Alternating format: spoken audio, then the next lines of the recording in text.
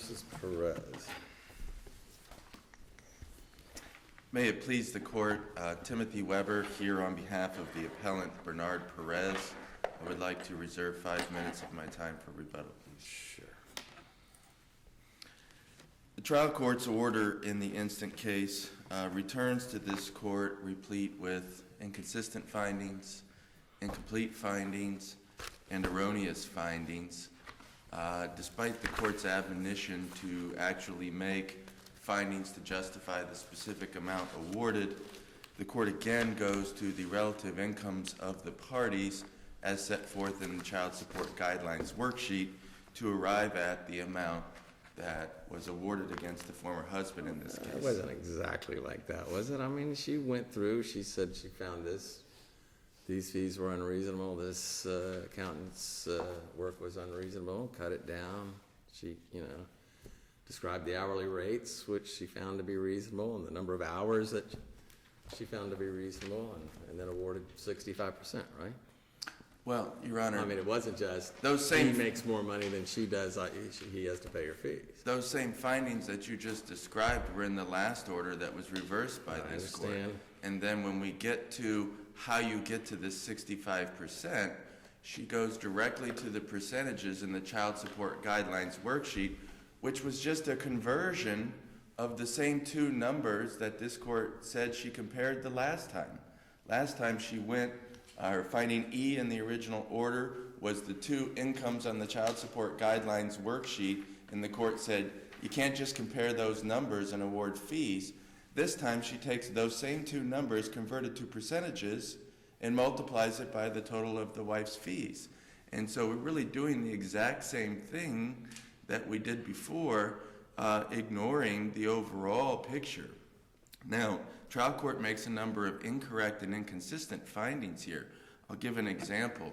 She says, well, the wife only received $659,000 in cash from the sale of the marital home, and she spent all but $10,000 of that on litigation expenses.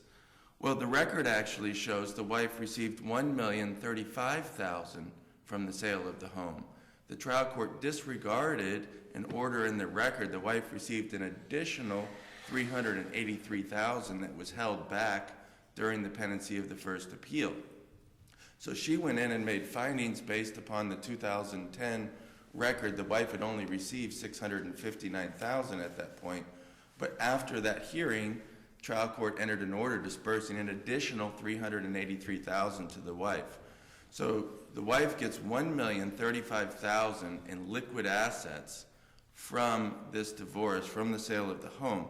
And then to say, well, she spent it all on attorney's fees. These are attorney's fees the trial court found were unreasonable. Some of them. Some of them, yes.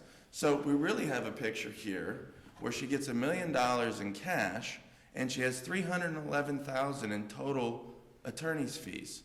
Now you take that picture, which is a totally different picture than the trial judge's instant order paints, and you put on top of that the husband received his professional association and two related businesses that were valued as if they were only worth the net asset value of the personal property because the doctors took everything out in income. So the doctor gets the right to some underwater real estate investments and his income-producing professional associations. The wife gets $1 million in liquid cash from the sale of the party's only asset that had significant value. And so on top of that, the court then goes to the Child Support Guidelines worksheet and says, well, gee, the husband now has more disposable cash at the end of the month. Just look at the numbers. Well, we raised in our brief that those numbers from the Child Support Guidelines worksheet, the tax amount is an estimate. The child support calculator calculates an estimate as to what your taxes might be on a certain level of income, yet the actual 2009 tax return and evidence shows the wife doesn't pay those taxes. She's a limited partner in some real estate shopping center businesses that with depreciation expense and so on, she basically has write-offs that completely eliminate her alimony income. So here the wife actually doesn't pay that tax, actually has that cash in her pocket, And the trial court actually disregarded that in favor of an estimate from the child support guidelines worksheet. The appellee doesn't even respond to that point in their brief before this court. And I would say that's telling because that single adjustment to the picture shows that the wife actually has more net disposable cash every month than the husband. And so one fact that the trial court just completely disregards and is undisputed, the wife's actual tax expense, makes the whole premise of the trial court's award completely erroneous, and they don't even respond to it. And so we have an order here that stands in front of the court that the court would not consider evidence of circumstances that had changed during the pendency of Perez 1, namely significant evidence of the husband's cancer diagnosis, of his disability, his income is slashed by 2/3, and the wife receiving $2.5 million in cash and gifts, businesses that she's invested in, and a significant change in her circumstances, in addition to a supportive relationship where she lives in a $3 million house with the owner of Radiant Oil. And so here the trial court refuses to take any of that evidence and now imposes an obligation on the husband, which, but for this artificial refusal to consider the evidence, he cannot comply with. I would say it's particularly telling in this final judgment. The trial court says, well, I'm going to impose this $200,000, but I'm going to determine later how he's going to have to pay it. Well, I don't think that's how an attorney's fee award in a family law case is supposed to operate. Puts the husband in a very particular position because under Bowen, he's now presumed to have the ability to pay this award. And he can be immediately held in contempt for non-payment, yet he's not able to contest at a later time during that contempt hearing, well, I really didn't in fact have the ability to pay this at the time of the award. He was in a catch-22 because of the trial court's artificial refusal to consider evidence of what had changed during the 4 years since the original fee hearing in this case. And so at the time the trial court imposed the opinion, number one, violated this court's mandate as to describing a basis for a payment plan. Trial court didn't do that. This court said she must. Moreover, this court said if the trial court determines that there is an entitlement to fees, the court must set forth findings regarding the factors that justify the specific amount awarded. And that's more than just finding the reasonable hourly rates and the various findings regarding the total hours and the rates of the attorneys. That is saying, how do we get to $202,000? And here, this court reversed the trial court in the last round saying, you can't just pick an arbitrary figure out of the air, 200,000, say, this looks close enough, this looks about like the right thing to do. And oddly, with this now 65% formula the trial court comes within 2,000 or 3,000 of the last award reversed by this court. Again, though, the only basis for arriving at $202,000 is to take the wife's total fees and multiply 65%. And when the appellee protests that she didn't use the child support guidelines worksheet, the record is clear that immediately following this formula the trial court uses, there's a parenthetical that says, note, former husband has 66% of the party's respective income pursuant to the child support guidelines worksheet. So I don't know how you could find that any other basis was used other than the support worksheet for arriving at the specific amount awarded.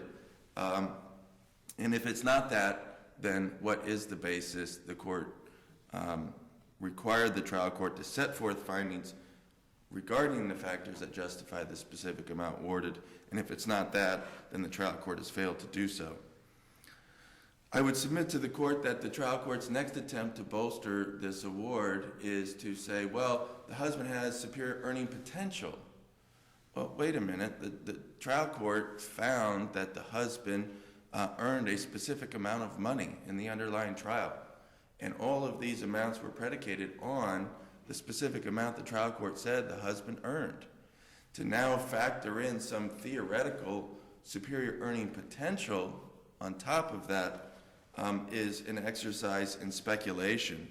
And this court's cases have specifically held that the superior earning potential is not a proper basis excuse me, for an award of fees in a family law case. And what we have here is the trial court has simply imposed an obligation on the husband, which the trial court can't figure out how he's going to pay in this order, and the findings don't justify how he's going to pay this, particularly in light of the fact that after giving the wife $1 million cash out of this settlement, still saddled the husband with an equalizer payment on ED. Yet it's on these facts that somehow the wife has the need and the husband has a superior ability to pay. And I would submit to the court that no reasonable view of the record in this case supports this fee award or any fee award. And in fact, the only view of the record is the wife is debt-free with surplus cash, and the husband has millions in judgments against him, and including an equalizer payment that is still not completely paid. And so the trial court just simply failed to heed what the court did in Perez 1. The viewpoint taken by the appellee in the trial court was, well, they didn't really mean all of that in the opinion. They just wanted you to put some magic language in and do the same thing you did last time. Well, she did do the same thing she did last time, and she never fixed the fundamental defects in that order.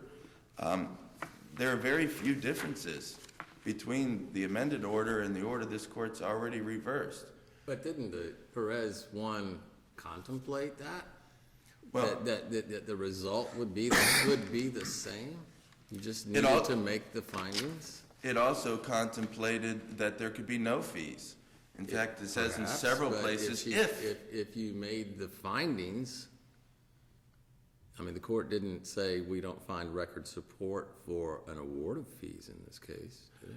No, the court says the court didn't make the appropriate findings. It says in several places, if the trial court decides to award fees on remand. It didn't say, oh, just go clean up the findings. Right. It did say you might be able to find fees somewhere. You have to tell us. Right. And that's what this court required, and she didn't. She came back with the same thing. Look at the respective net incomes on the child support guidelines worksheet. That's what this court specifically said, citing Balco, you can't do, and all she did was convert them into percentages and send it right back to you.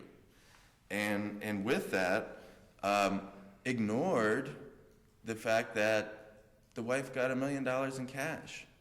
Found, oh, she only received $659,000 and spent all but 10 on fees, disregarding her own findings that $311 was the only amount that was reasonably expended on litigation.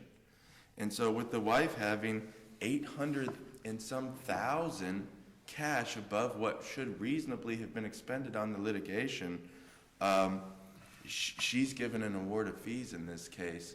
She argues inequitable diminution in her equitable distribution as the basis for fees on appeal, but yet complains that the husband supposedly divested himself of assets from which to pay attorney's fees.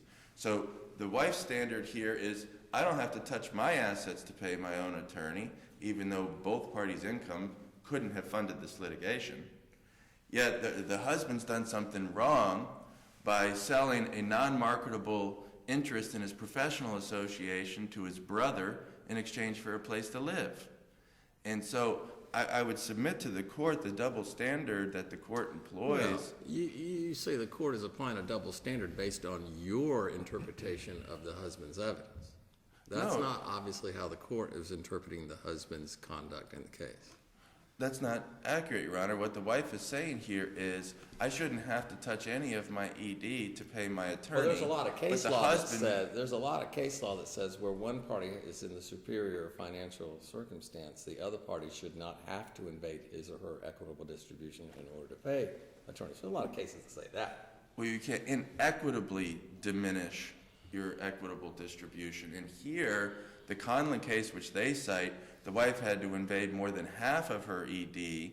Okay, here it's about 27% at best. But again, they're complaining, well, why didn't the husband invade his assets to pay her attorney's fees?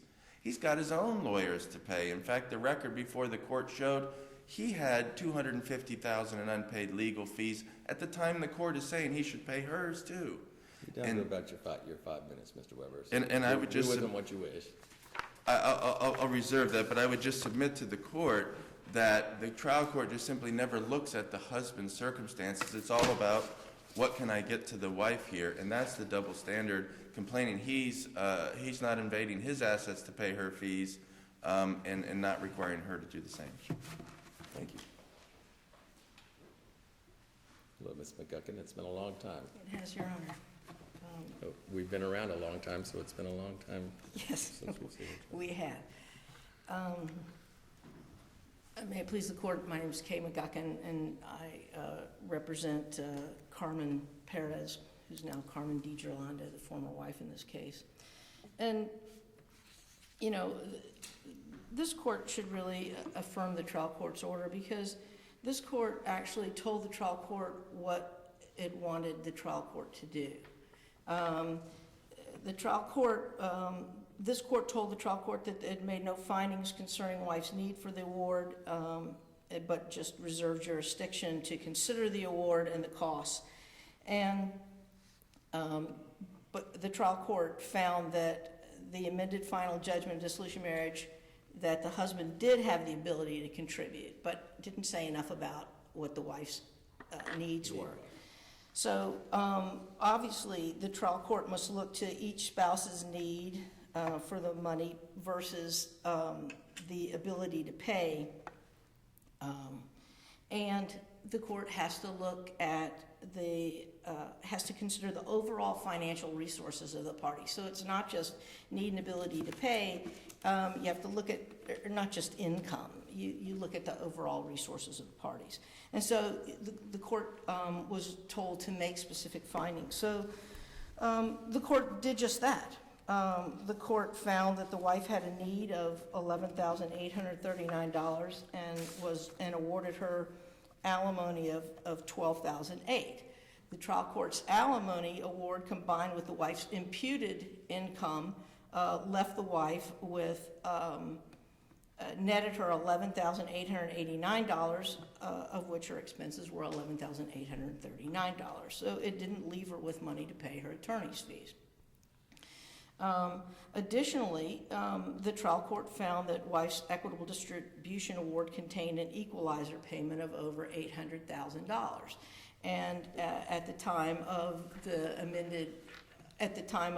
initial attorney's fee hearing, only 300 and some, like, she still owed $550,000, so some money was given. And money, she did get money from the sale of the house, but half the money from the sale of the house obviously belonged to her.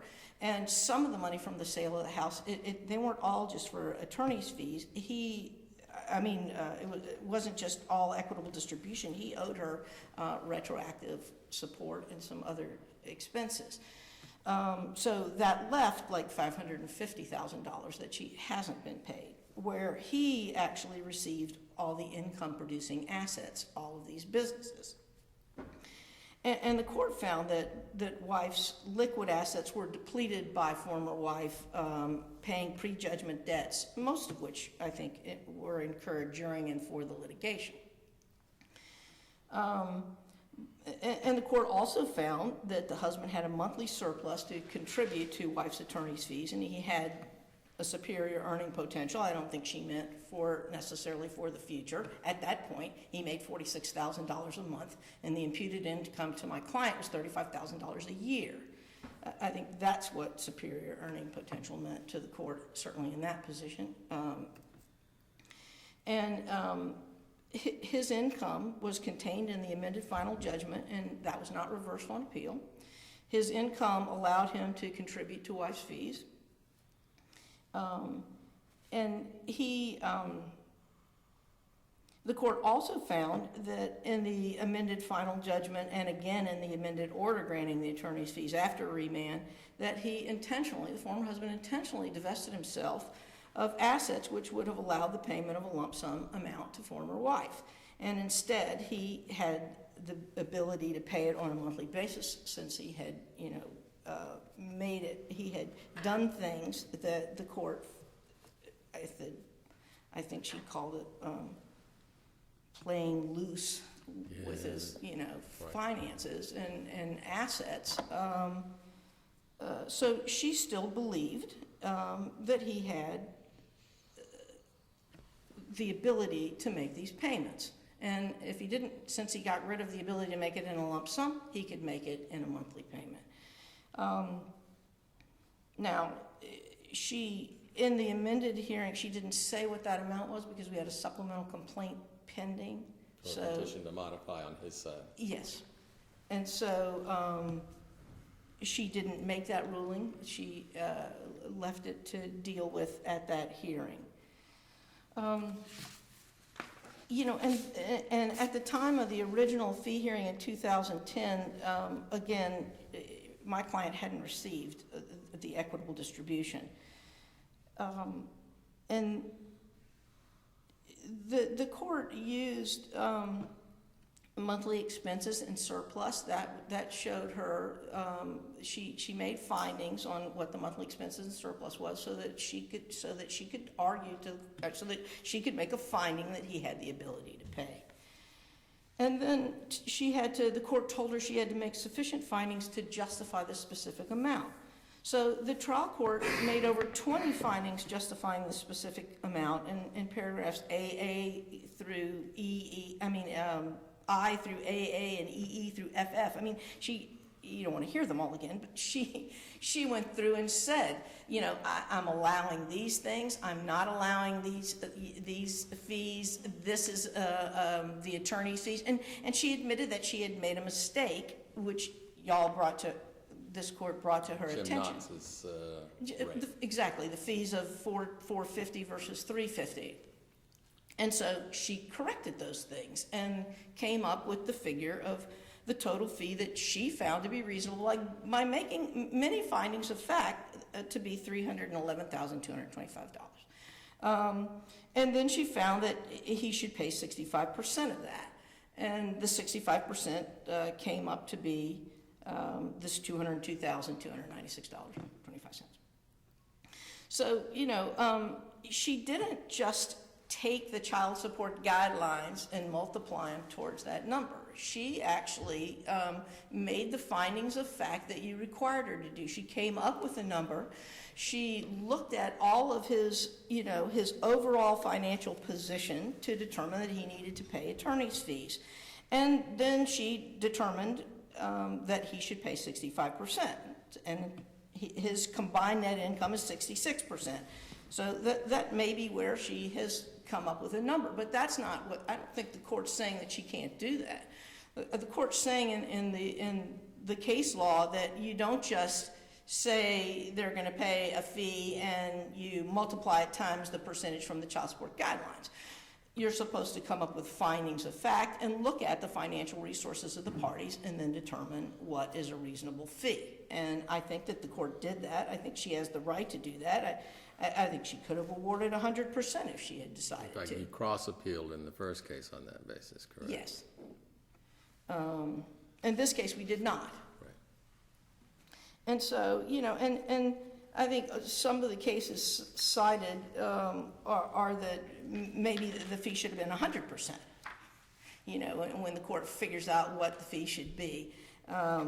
But we didn't argue any of that. We're just saying that the court has the discretion to, after she has made findings of fact, to determine what is a reasonable fee to be paid. And I think that she's done that. And then she was to make sufficient findings for payment over time if she's going to allow him to pay it over time. And she has made findings that he has surplus cash after payment of his court-ordered obligations and living expenses. And at the time of the original attorney fee hearing, he had a surplus of $8,800 per month. And then the court found in the amended final judgment, and again in the amended order granting the attorney's fees after remand, that he intentionally divested himself of assets which would have allowed him to pay those fees in a lump sum amount. And so the court then reserved jurisdiction to award a payment plan because there was this pending motion that I just talked about. The court also stated that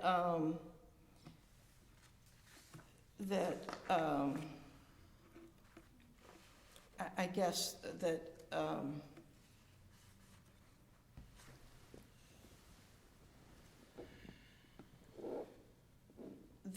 the party that the court did not have to take new evidence, and she didn't. So she chose not to do that, and you told her she didn't have to do that. So the argument of the appellant that the court should have taken all this new evidence is something that she absolutely didn't have to do because this court told her she did not have to do it, and she didn't.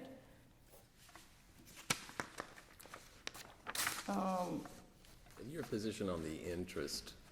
Yeah, that's the last thing I was going to get to. And so the interest, my position on the interest is, and I actually apologize, in the table of contents, I say it should go back to the final judgment, but that was a mistake. That's what I originally actually was going to argue, but when you look in the brief, I didn't put that for, I made a mistake. That's not what you argued. That is not what I argued, and that's not really what I meant. I mean, thought about that at one point. Correct me if I'm wrong. If I understand what you're saying, the other side's position, if I understand, and you'll correct me, I'm sure, Mr. Weber, as you have done before, is that when that judgment got reversed, the number was no longer liquidated. Right. Right. And your position, and so therefore you could not award the interest up until the judge again entered the judgment.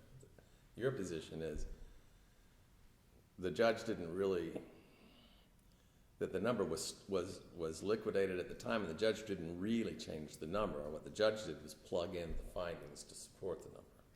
That is my position. My position is that the judge had an order and said she was entitled to fees. Then she didn't have the proper findings. So she went back and she made the proper findings. So she didn't, that's why I would go back to the amended order for interest purposes. Well, that's why she did too. Precisely. And I think that's legitimate. There wasn't a reversal on entitlement. She didn't make the proper findings. And now she's made them, or at least certainly we believe that now she's made them. And so the interest, she made the interest, by the way, only the first $200,000 interest goes back to that hearing. Right. And then the balance goes forward. Okay. Not that $2,000 makes a lot of difference, but that's how she did it. That's all I have to say. Thank you, Ms. McKay.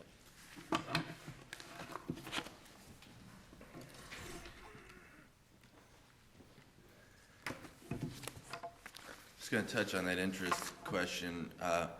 The trial court did act Are you correcting me? in the amended fee order as if this court had never reversed the amended final judgment, as if this court had never reversed the original fee order. She refers, I'm going to hold my $2,500 a month payment in abeyance until we hear more, as if that had been in effect this whole time. This court's opinion is clear that entitlement was very much still an issue following the remand. Court says in 3 different places, if the trial court determines on remand to award fees, then the trial court must make findings to justify that. In fact, specifically reversed the amended final judgment, which found wife has need, husband has ability to pay. So I would submit to the court that it's a complete misreading of the court's prior mandate to say, oh, well, we really meant, to just fix up the amount, when in fact it specifically reversed the amended final judgment's finding of entitlement. And so we don't have a finding of entitlement, and we don't even have an amount until the amended fee order, and it's clearly erroneous to run interest going back 4 years from an amount that's just finally imposed. The case law is clear that an order reversed on appeal as if it had never occurred. And so I would submit to the court that the interest issue should be reversed. Secondly, I want to point out the injustice of the 65% formula. So under the court's ruling, if the husband has 65% of the family income, he gets to pay 100% of his fees and 65% of the wife's fees. Assuming their fees are equal, now he's got 65% of the income and he's paying 82.5% of the family's fees. If the judge had said nothing about the child support guidelines, if the judge had said, she's got this much money and she doesn't have any surplus. The judge basically said, equalized the equitable distribution. She doesn't have any surplus. He's got a pretty good surplus every month. And so I think he should pay 65% of the reasonable fees. Would we be in a position to find that that's an abuse of discretion? Well, it depends on the amount of the surplus, and that's the problem here. He says, he doesn't say the wife doesn't have a surplus. He says the husband has $4,000 a month. He said the wife doesn't have a surplus. Yeah, no, that she attaches to her an order. Yeah, I read her opinion. She says with her alimony and imputed income, like, we're talking a few dollars. She was not awarded this 12/8 in a way that she gets a surplus every month. Your Honor, she attaches the schedule to her order that shows the wife has a surplus of $2,000 a month. She attaches that to her order. Shows the husband has a surplus of 4 and the wife has a surplus of 2. What I'm saying is that if she had said nothing about that ratio, he has the greater ability to pay, he should pay 65% of her fees. I think where would we find a way to find that was an abuse of discretion? Because those kind of orders come up all the time, although most of them don't say 8%, and most of them say 100%. But how do we figure out what that percentage should be? The problem, Your Honor, is the findings that the court makes has to have a relationship to the amount awarded. So if you say, well, the husband has $100 more a month, but he can pay $200,000, okay, there's no relationship between the findings as to what the parties have and the amount that's imposed. And here, the court only gets to the amount that's actually imposed using this arbitrary formula. It bears no relationship to the fact that the husband has $4,000 a month and the wife has $2,000 a month after payment of their expenses. And so you're talking about parties with a very small differential, and this is before you adjust for the tax issue. They have a very small differential in their income at the end of the month, and then we don't relate the fee award to that. We just go over and forget all that findings that we made, and we come over here and we come up with a totally different method to arrive at the amount. And what I'm saying here is when the court says the findings must justify the specific amount awarded, she comes over here, talks about surplus, and completely abandons that analysis and comes over here and does a completely different analysis to determine the specific amount awarded. Take the wife's total fees and multiply by the child support guidelines worksheet. Those two calculations have nothing whatsoever to do with the findings of expenses that the court made and the surpluses and the small amount of money each party has at the end of the month. And I would note that we have challenged the finding that the husband intentionally divested himself of assets to pay fees in this case as having no competent substantial evidence in the record.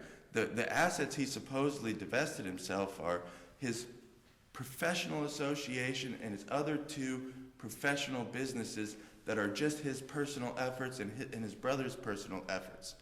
There is no record evidence that any of those stock could have been sold to pay fees in this case.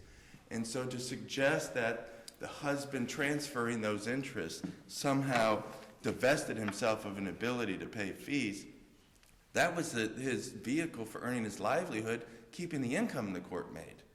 And so that is really just an erroneous finding in this record to try to justify that. On the new evidence issue, yes, the court said Coming down to your time. there's information there, but our point is this court did not rule on a claim of changed circumstances during the pendency of the appeal.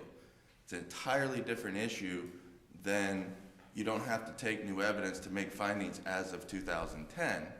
Our claim is facts change during the appeal, the court has discretion to take new evidence when facts change during an appeal, and it was an abuse in this case not to because of the compelling change in circumstances. And I would ask the court at minimum to remand, if not reverse entirely. Thank you, Mr. Weber. Thank you both. With that, we are adjourned.